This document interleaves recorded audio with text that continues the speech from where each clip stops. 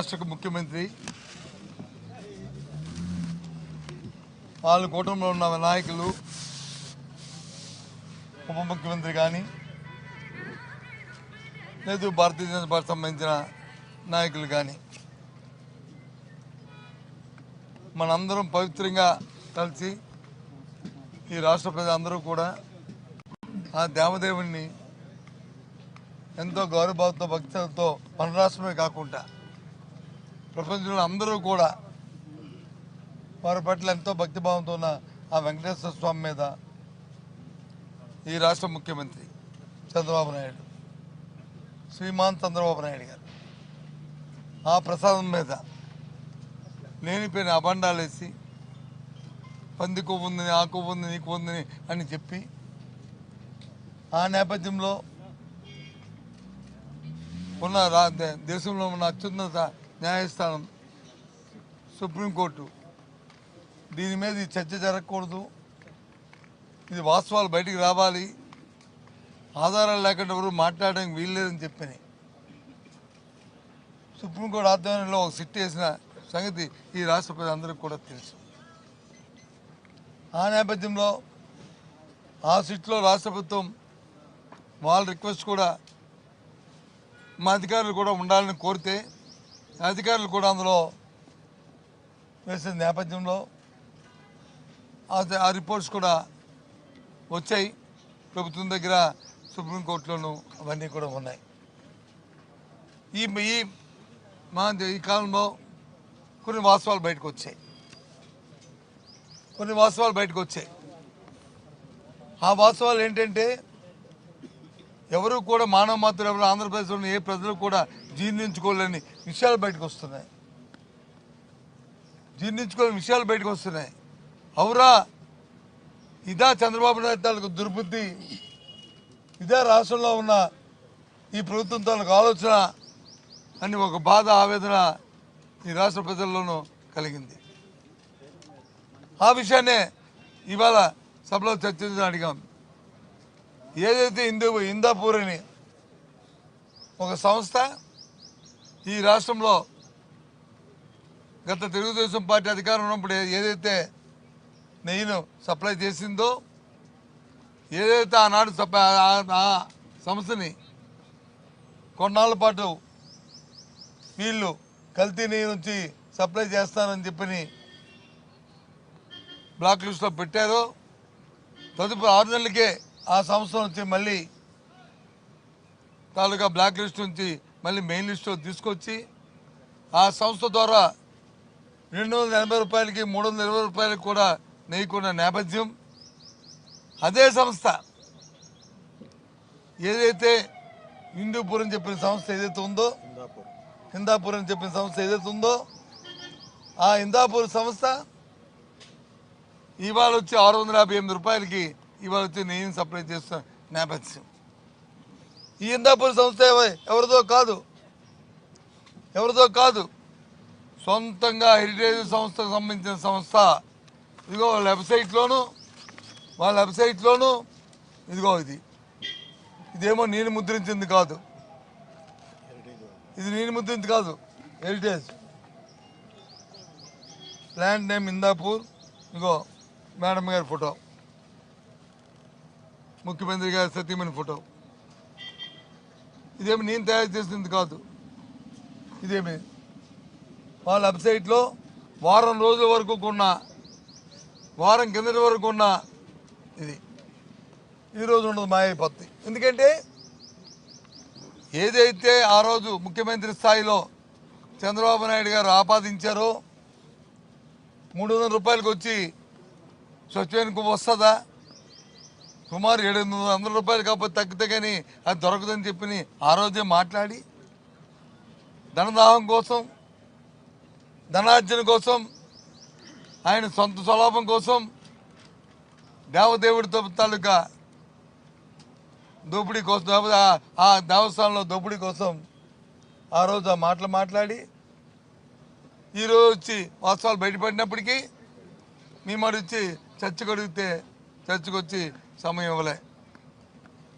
ఆ తర్వాత చైర్మన్ గారి దగ్గరికి ఉప ఎన్నికలు పిలిచారు.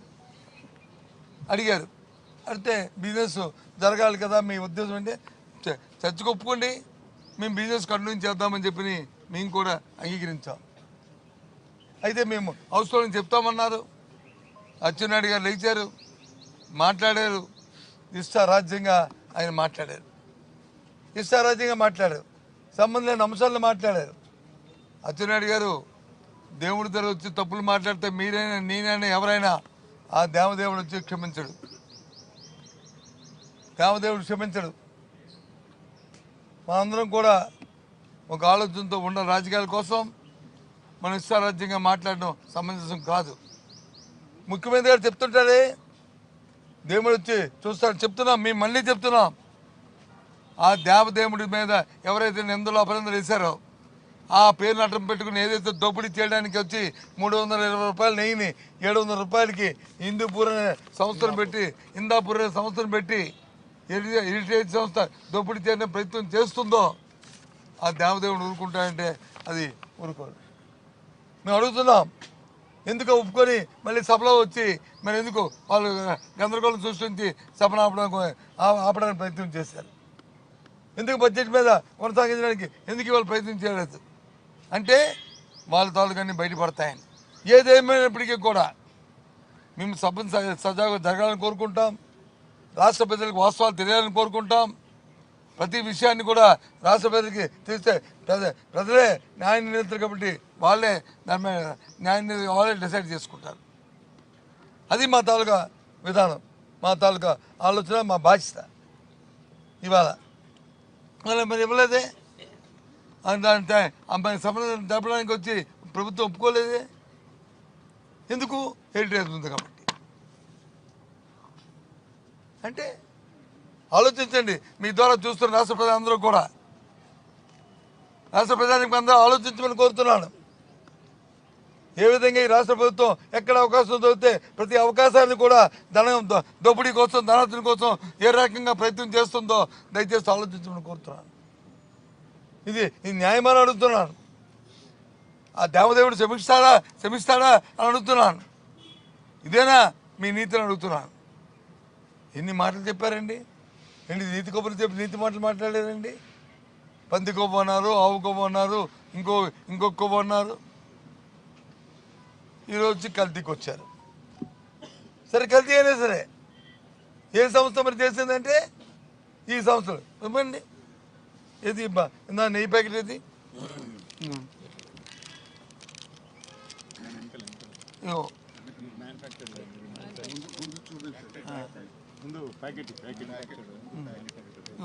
కనిపించలేండి ఇక్కడ. ఇంకో మ్యానుఫ్యాక్చర్ చింతాపురం, ఇగో హెరిటేజ్. ఇంక అన్నీ చెప్తాం, అన్నీ చూపెడతాం, అన్నీ వ్యవస్థలు అన్నీ చూపెడతాం. ఒకటి కాదు, రెండు కాదు. ఇదేంటి లిమిటెడ్ అన్నీ ఉన్నాయి మొత్తం. ఏదైతే ఆయన ఎవరు చంద్రబాబు నాయుడు గారు టాయిలెట్లు తుడితే కెమికల్స్ కూడా వాడారన్నారు, ఈ హెరిటేజ్లో అవన్నీ ఉన్నాయో లేవో చూపెడతాం. అవన్నీ చూపెడతాం. ఏంటిది? కాబట్టి మీ దగ్గరికి, మీ ద్వారా రాష్ట్ర ప్రధాని దగ్గరికి తెలియజేస్తుంది ఏంటంటే, విన్నవించుకుంటుంది ఏంటంటే, చంద్రబాబు నాయుడు అనే వ్యక్తి అధికారం తాలూకా దర్పంతో దేవదేవుని ముసుగులో దోపిడీ చేయడానికి వాళ్ళు ప్రయత్నం చేస్తున్న నేపథ్యం. దానికోసం లేని నిందలు వచ్చి అందరి మీద దాన్ని పెట్టి ఇది చేయాలని చెప్పని ఈ దోపిడీకి ఆయన నడుం బిగించారు. పూర్తిగా దీన్ని ఖండిస్తున్నాం. ఇది జరగడానికి వీల్లేదు. రాష్ట్రంలో ఇలాంటి వాటిని మేము అడ్డుకుంటాం. ఎంతవరకైనా సరే దీని మీద మేము పోరాటం చేస్తాం. దీని మీద ఇది అయిపోయిందని చెప్తాను. బిల్ గేట్స్ కదా మీరు అడిగారు, ఇది అయినంటే మాట. కాబట్టి దీని మీద ఎంతకైనా సరే పోరాటం చేస్తాం. ఒక పక్క వచ్చి హౌస్కి జరగాలి, మీరు రండి అంటే ఓకే పదండి, మీరు చర్చకు వచ్చి అంగీకరించండి. ఇవాళ కాకపోతే రేపు, రేపు కాకపోతే ఎల్లుండి, ఎల్లుండి కాకపోతే 24 కాకపోతే 25 అని చెప్పి అని ఒకరికి చెప్పాం. ఓకే అన్నారు అని అక్కడ వచ్చి ఆటంకం పెట్టారు.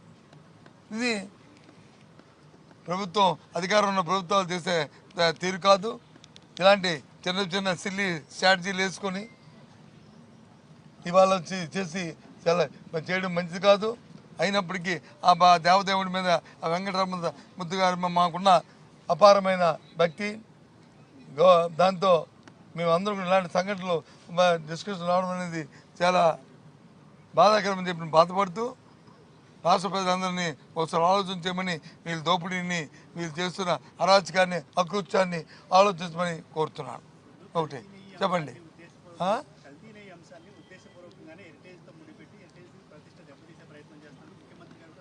కాదండి, హెరిటేజ్ మేమెందుకు అంటాము, మేమెందుకు అంటాము? వెబ్సైట్లోనే ఈ ప్లాంట్ నేమ్ ఇందాపూర్ మేమా ఇదే ఇదే ఇదే ఇదే సంస్థ బ్లాక్ లిస్ట్ వెళ్ళిందా లేదా? ఇదే సంస్థ 6 నెలల్లో మళ్ళీ బ్లాక్ లిస్ట్ ఎత్తిసారా లేదా? 2014 నుంచి 16 మధ్యలో ఎత్తారా లేదా? మరి ఇదే సంస్థ ఇప్పుడు వచ్చి మరి సప్లై చేస్తుందా లేదా? ఇదే సంస్థ వచ్చి 320 రూపాయలకి మొన్నటి వరకు సప్లై చేసి అందరూ పోయి ఇప్పుడు వచ్చి 658 రూపాయలకి సప్లై చేస్తున్నారా లేదా? ఇవన్నీ అవసరమా చెప్పండి. మొన్న జరిగినందుకు కూడా ఏదైతే ఈవోని కొత్తగా ప్రభుత్వం వచ్చిందో చేసింది. ఈ ప్రభుత్వం వచ్చిన తర్వాత సప్లై చేసిన నెయ్యిలో 4 ట్యాంకర్లు వచ్చి అప్పుడు ఎన్నికల సమయంలో వచ్చి ఆపిన ట్యాంకర్లు 4 ట్యాంకర్లు ఆపేస్తాయి. అవి మళ్ళీ ప్రభుత్వం మళ్ళీ చంద్రబాబు నాయుడు గారు ప్రమాణ స్వీకారం చేసిన తర్వాత ఆ 4 ట్యాంకర్ని మళ్ళీ లోనకు పంపించి వాళ్ళు తీసుకున్నారు. ఇది వాస్తవం, రాష్ట్ర ప్రజలందరికీ తెలుసు ఏ రకంగా దోపిడీ జరుగుతుందో. ఆ డీటెయిల్స్ అన్ని అక్కడ చర్చిస్తాం ఇక్కడికంటే. దానికోసం మేము అడిగాం. కారణం అది. దయచేసి దీన్ని రాష్ట్ర ప్రజలందరూ కూడా ఒకసారి ఆలోచించాలని కోరుతున్నాను. ఇప్పుడు చెప్పండి, ఏంటి బిల్ గేట్స్ ఏంటైంది? కాదండి, కానీ చంద్రబాబు నాయుడు పబ్లిసిటీ కోసం ఎంత స్థాయికి నిలుపుతాడు. దేనికోసమైనా సరే ఈ రాష్ట్ర ప్రయోజనం కానీ, దేశ ప్రయోజనాలు కానీ, రాష్ట్ర ప్రతిష్ట కానీ, దేశ ప్రతిష్ట కానీ ఆయనకి అక్కర్లే.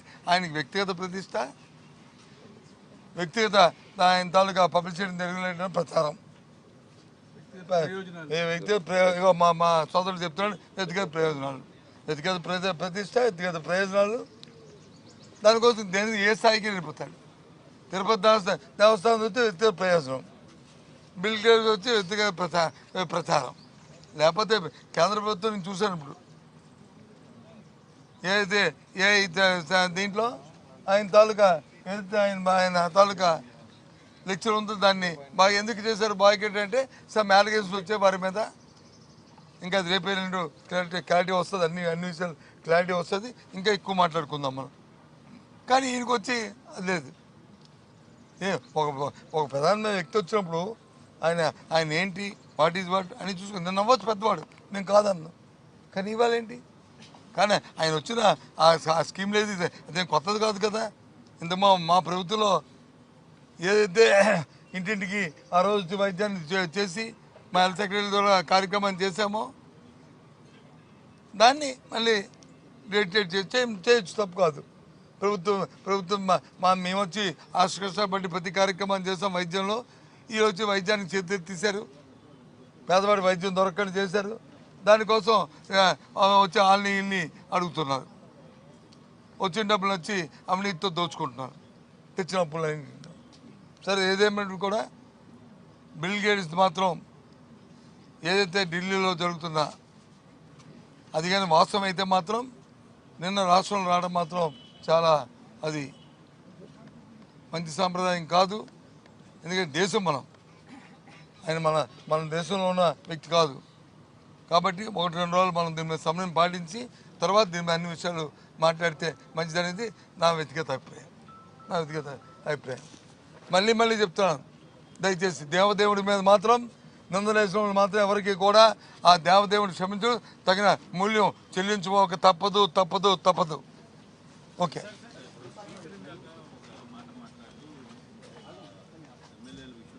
చైర్మనా స్పీకరా అసెంబ్లీ ఏంటి?